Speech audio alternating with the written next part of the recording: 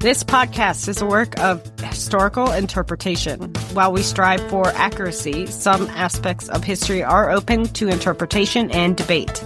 Thank you for listening.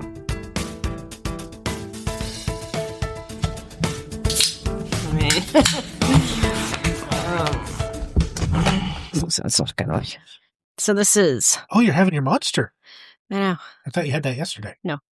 Oh. Otherwise, I would have been up all night. And I'd already had a monster. Well, Red Bull. But see, it's a small monster. it is a small monster. I'll be able to drink this one. Still bigger than your Red Bull, though. Yes.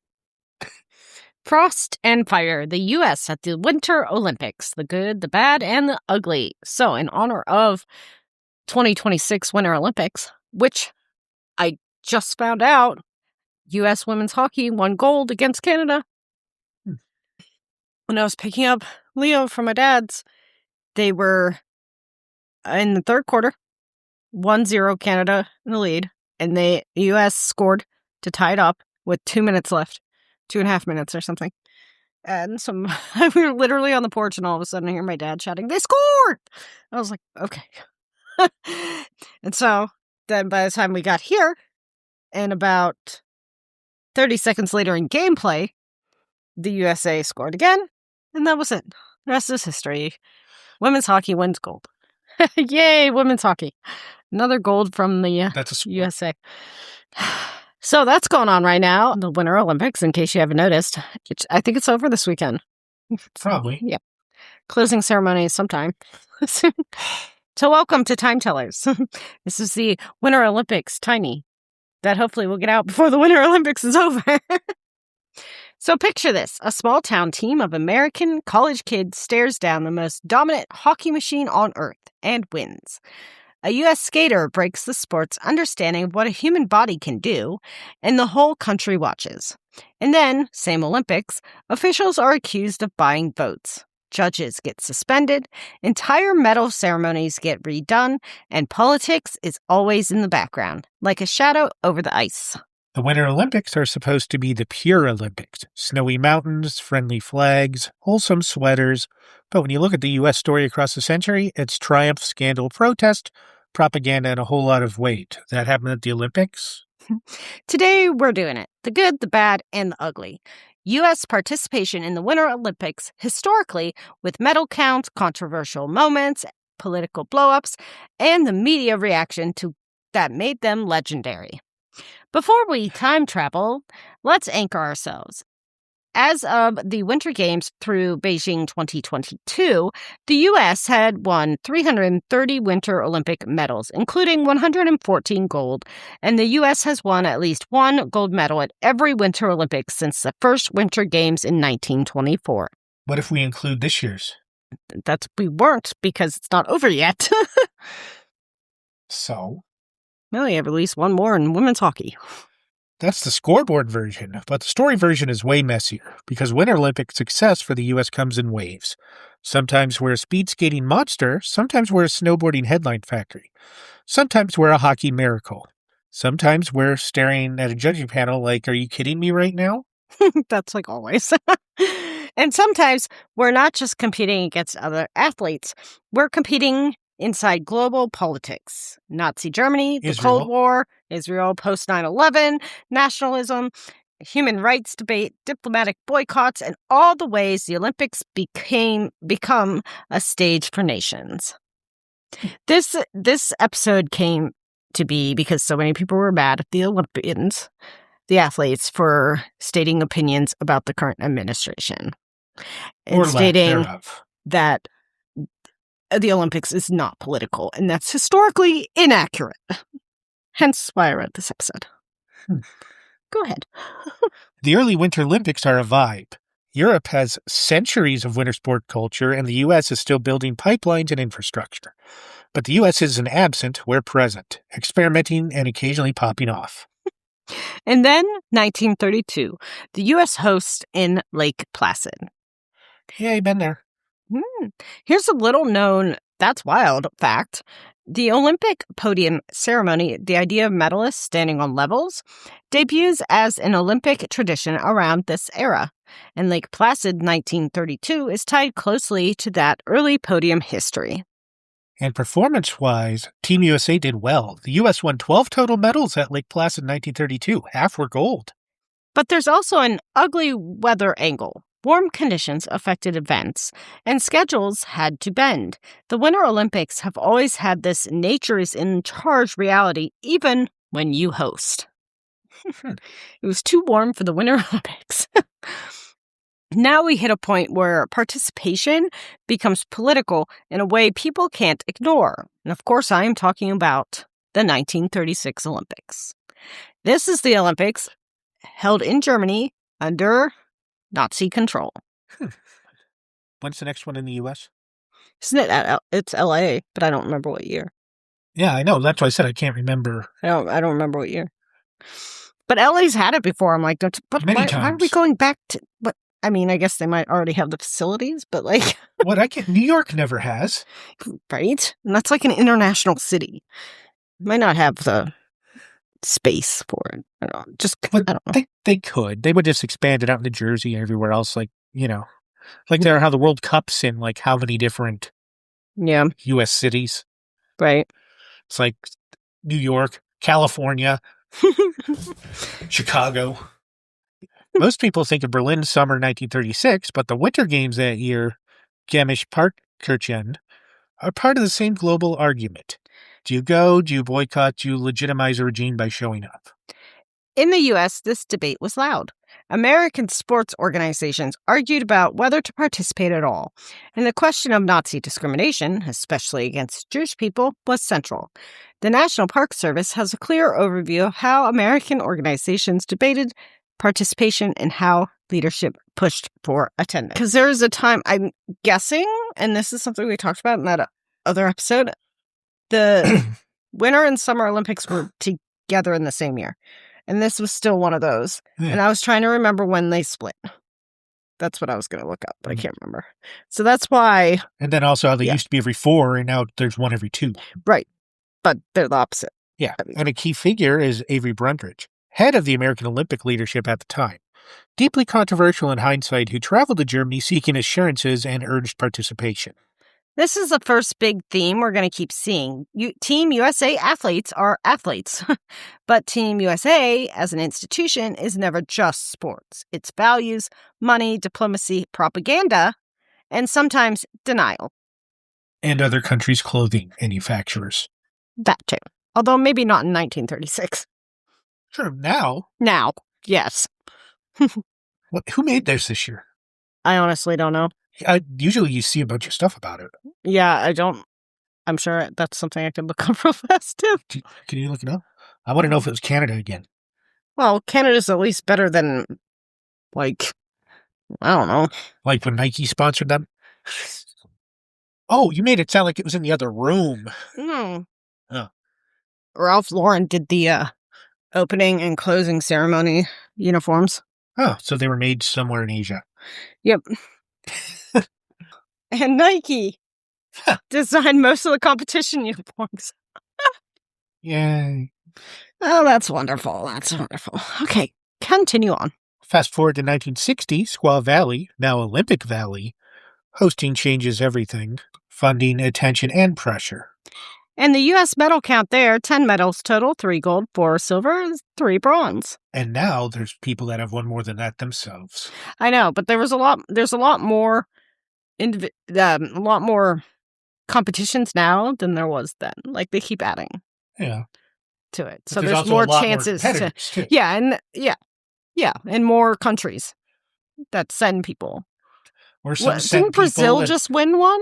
Didn't they just win something? Yeah, for the first time ever. For the first time ever, yeah. I think it was somewhere in South America. I don't know if it was Brazil. Maybe it wasn't Brazil. But the deeper story is how the Winter Olympics are modernizing. New events, television, bigger logistics, Winter Games start looking more like the mega event we recognize. This is 1960. Yeah. And politically, Peace and love. But politically, no, the 60s, 1960 was still very much the 50s. But specifically, I thought you said the 60s. No, this is 1960. Oh. This is Cold War era. Yeah. The Winter Olympics are a proxy scoreboard for systems. Not officially, but emotionally, absolutely. So we needed to beat the heck out of those Russians. Huh. Let's talk about the 1980 Lake Placid. This is where we have the Miracle on Ice. If you say U.S. Winter Olympics, most people say 1980 Lake Placid hockey. Have you ever been there? No. Do you know how close it is? To us? Yeah. No. Pretty close. How? I don't. Like 5 hours. Oh, that's okay. Okay. Well, it's going up towards, the Adirondacks up that way, Yeah. The U.S. men's hockey team, mostly amateurs and college players, beat the Soviet Union 4-3 in the medal round, then goes on to win gold, and it becomes a national story about belief and identity. And that's not just us telling it dramatically. News coverage and later retrospectives tie it directly to Cold War tensions and national morale. Reuters, looking back decades later, explicitly frames it as one of the iconic sports upsets and cultural moments shaped by the U.S.-Soviet rivalry. And, of course, it made a Disney movie. Wasn't that Kurt Russell? Was that Kurt Russell? I don't remember who was in it. I just know Disney made a movie. Of course they did. Yeah. Here's the scoreboard so far. At Lake Placid in 1980, the U.S. finished with 12 total medals, including 6 gold. And one of the less hockey-only facts, 1980 is also the Olympics of Eric Heiden, speed skating legend who sometimes gets eclipsed in casual memory because hockey dominates the cultural narrative. But speed skating is a huge part of America's winter DNA, said nobody ever. It is. For the games. Do you know anybody that speed skates? No, I can barely stand on skates. See? So? And why would I know? And we live where there's lots of snow. Here's where we get real. The Miracle on Ice myth can sometimes flatten complexity, turning the Soviet team into cartoon villains. Ignoring how athletes on both sides were human inside a political system, and turn the Olympics into a kind of nationalistic content machine. Wait, that was like 60s though, wasn't it? 1980. No. Oh, sorry. I thought you were talking about, I was like... No, Boris and Natasha from... Oh, I don't know what year that would be. I forgot the name of the act. What was it, a moose and a squirrel, but I forgot what their names are. Oh, Rocky and Bullwinkle. Yeah. But I don't know what year. Yeah, I thought that. I'm thinking that's earlier than this. Yeah. Now, oh wait, you have a line. Sorry for distracting you about my cartoons. And the Olympics are always tempted by that because it sells. Now we land on one of the more important good, bad, ugly chapters. 2002, Salt Lake City. Post 9/11, hyper-patriotic atmosphere, major U.S. success, and multiple scandals orbiting the games. Because of course. The USA team won 34 medals. See how our medal count jumped? The amount of competitions jumped too and people involved in it. But we had 10 gold, 13 silver, and 11 bronze. That's the home court advantage. That medal count is massive. Hosting boost, home crowds, and a generation of athletes hitting their stride. But the ugliest part begins before the torch is even lit. The Salt Lake City bid scandal. Accusations that the bid committee used gifts, favors, and inducement to win IOC support. And this didn't stay rumor level. Investigations happened and multiple IOC members faced serious consequences. Olympedia's summary notes the FBI investigated aspects of the Salt Lake City Organizing Committee situation, and research summaries of the scandal describe IOC expulsions and sanctions as the fallout escalated. So the U.S. hosts an Olympics that becomes both a patriotic symbol and a case study in Olympic corruption. That is, that's America for you. All it needs is guns. Right. And well, there were guns in the biathlon. Yeah. There we go. And then on the ice, we get the scandal that basically becomes shorthand for Olympics judging controversy. Pairs figure skating. The Canadians, Jamie Salé and David Pelletier. Pelletier. Oh my God. I'm sure it's French. I'm sorry. David Pelletier. I know this name. I'm going to stop before I completely butcher it. Skate You're not going to look it up? Skate an iconic program. However, the What's Russians so iconic win. About it? Then the story explodes. Allegations of pressure, vote swapping, and behind-the-scenes corrosion. Because we had to have the Russians win, apparently. I was actually wondering what was so good about it. Like, what was their music? I don't remember offhand, and I think this was before they were allowed to use vocals. But the free skate was Love Story from the 1970s film Love Story. And then the short one was With One Look from Sunset Boulevard. Andrew Lloyd Webber. Probably one of his best shows. So they originally won silver while the Russian team was awarded gold. What did the Russians do? I don't know. Oh, I thought you had like the whole little... Oh, no. I don't know what song they skated to. But... No. This becomes international news. The fallout is so intense that the IOC accepts a remedy. 2 gold medals. The Canadians are awarded gold as well. A participation medal. No, you're right. But because it was a scandal involving vote trading. So yes, that is what happened. The French judge at the center of the scandal, Marie-Renée Lagrenay, gets suspended, and reporting at the time describes the ISU's finding that she acted improperly and failed to report coercion. I do remember this, by the way. And here's the long tail. Reuters later describes how the scandal fed directly into reform pressure and the shift away from the old 6.0 system towards a points-based judging framework intended to reduce... So Salt Lake 2002 is this paradox: a proud home Olympics, a huge medal haul, and also a moment that tarnished the brand of Olympic integrity and changed the scoring system. Yay. I mean, scoring system has also been changed, like, in gymnastics. It's not uncommon to have scoring changes, but this was because of a scandal. Okay, let's talk about Sochi. Sochi. How do you say that? Sochi. Yeah, 2014. Should not have been allowed to be there. Let's not even go there. Isn't U.S. hosted, but it's a major chapter in U.S. participation because American involvement became part of a political signal, especially around Russia's anti-LGBTQ climate and laws at that time. The Obama administration's delegation choices were widely interpreted as a message. PBS reported that the U.S. delegation included openly gay athletes, and the coverage explicitly framed it in the context of... Sorry, keep going. Russia's policies. I thought you were trying to tell me to stop. No, Pew also summarized how Obama publicly framed the delegation as reflecting American values, with attention to how it was read against the Russians' anti-gay laws. So even when athletes just want to compete, the act of showing up becomes diplomacy by symbol. Especially when designated that way by the President of the United States. Beijing 2022. Another Olympic that shouldn't have been allowed to happen. What's your problem? Beijing? Ever hear of human rights? Oh, okay, but like that was your problem with Sochi too? So Russia and their stance on Okay, I was just making sure, like, I thought there was maybe some weird, like, scandal behind it. No, I can totally buy that. No. Yeah, human rights, yeah, those countries should not have that. Yeah. But I didn't know that's where you were going with that. I thought there was, like, some other weird thing you were talking about. But yes, human rights are important, and the countries that violate those, like, the United States, should not have these events in their or borders. The ones that, violate Olympic truces, yeah. all that good stuff. Yeah.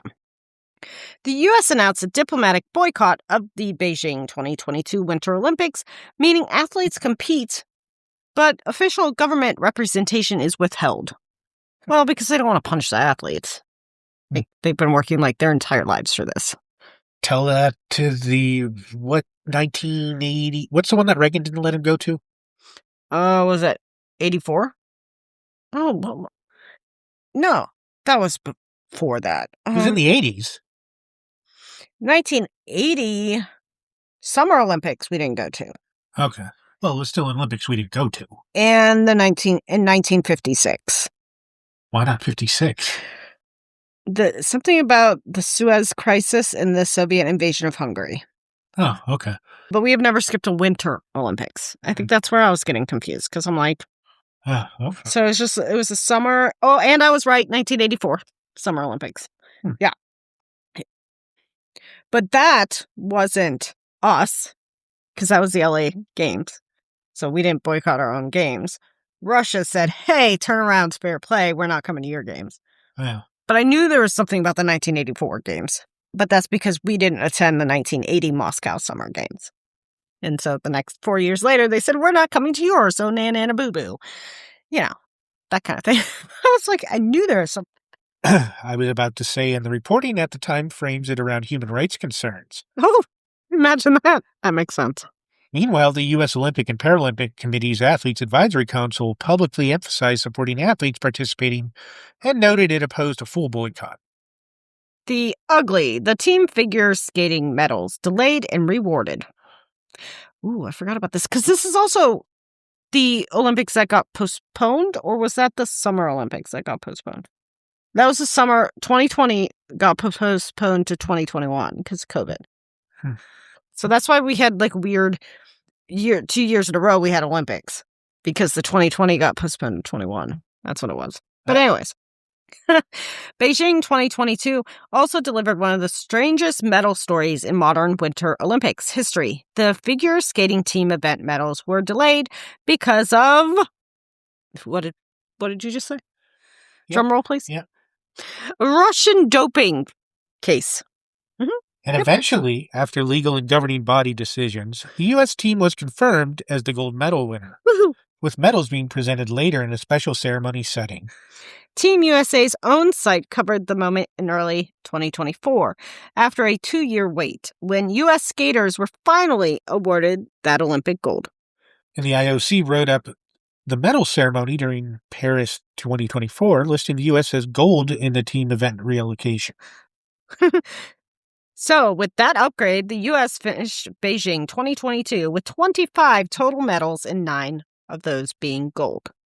Thank you for reading my line. Well, you read mine, so I read yours. No, I didn't. Yes, you did. And the IOC wrote up the medal. That was supposed to be mine. So, politics outside the arenas and the rule of law drama inside sports governance, both shaping what participation meant. Let's do rapid-fire lesser-known truths that add texture. Hosting is a multiplier and a stress test. When the U.S. hosts 1932, 1960, 1980, 2002, you see massive cultural impact, and you also see the Olympics become a magnet for controversy, from weather chaos to political symbolism to corruption allegations.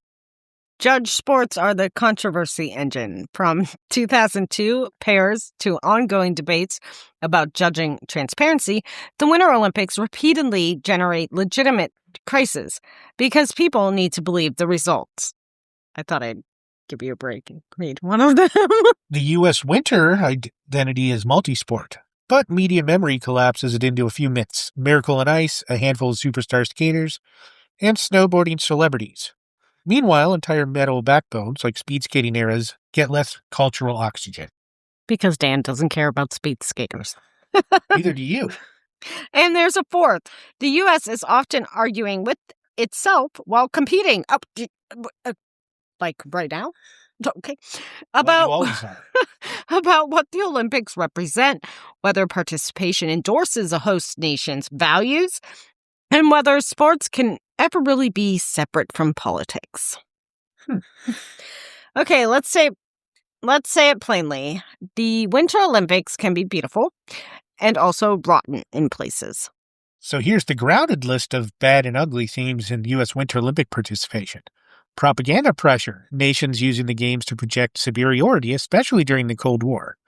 Corruption risk, host selection and influence campaigns.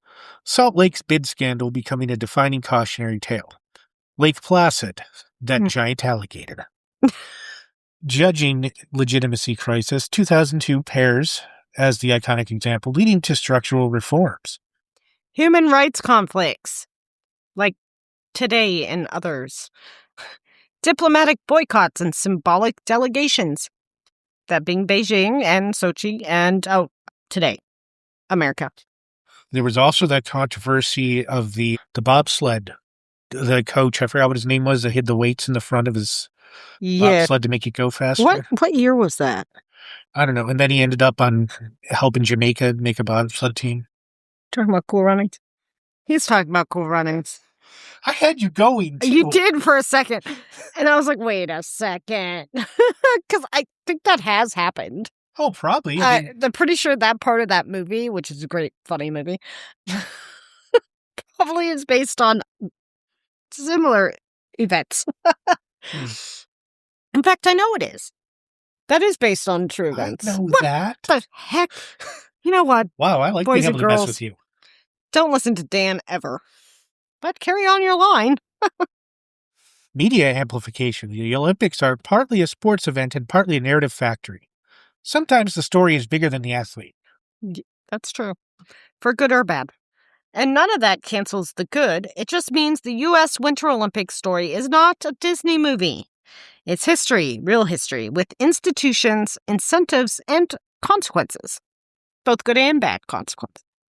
Let's give listeners a quick bookmark list. Numbers you can actually remember, unless you're me. I can tell you I won't remember that. Lake Placid, 1932. USA, 12 medals. 6 of those are gold. And 3 won by an alligator. Squaw Valley, 1960. USA got 10 medals. 3 gold, 4 silver, 3 bronze. What were those golds in? I have no clue. This is the quick bookmark list. Lake Placid, 1980. USA, 12 medals. 6 of those are gold. Salt Lake City, 2002, USA, 34 medals, 10 gold, 13 silver, 11 bronze. Pyeongchang, 2018, gosh, I can't read. USA gets 23 medals, 9 golds, 8 silvers, 6 bronze. Beijing, 2022, updated, for 2 years later. USA, 25 medals, 9 of which are gold. All time through Beijing, because we have not included this year because we're not done. USA has 330 medals, 114 are gold. Yeah. Not horrible. I mean, Norway usually dominates the winner. Like, they're Russia? one of the ones. Norway. And Russia. Not this year. That's the skeleton. The story is everything we just walked through. Why those medals mattered, what was happening in the world, and what the Olympics were becoming. So, Norway is number 1 right now. Yay. Followed by Italy, which makes sense. Well, the host country. Because they have Elsa. And then we're number 3, United States. Then it's Japan, Germany. So Russia's not even in the top 5. Are they even there? At the 2026 Winter Olympics in Milan, athletes from Russia are not competing under the Russian flag because the Russian Olympic Committee is still suspended because of Ukraine. I totally forgot about that. Like, that was a consequence of that. Yeah? There are a few Russian athletes competing. But for other countries. Yes, exactly. Like, I know there's all over hockey, for sure, hockey, yeah. Not a whole lot of... There are 13 athletes from Russia competing under neutral status in sports such as figure skating, ski mountaineering, speed skating, and others. Huh. Does the neutral country have a flag?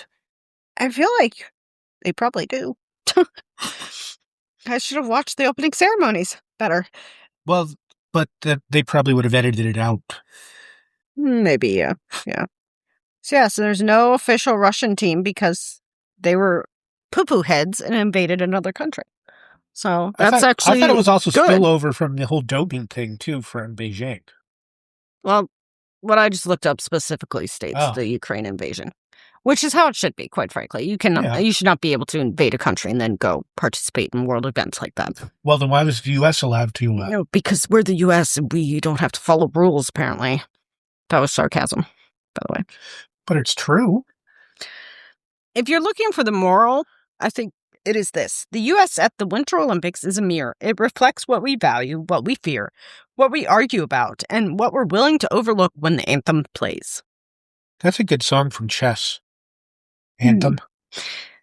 That's not the anthem that I was referring to. Are we talking about another national anthem from Assassins? We are so close to being done with this episode. We just finished. It was supposed to be a tiny.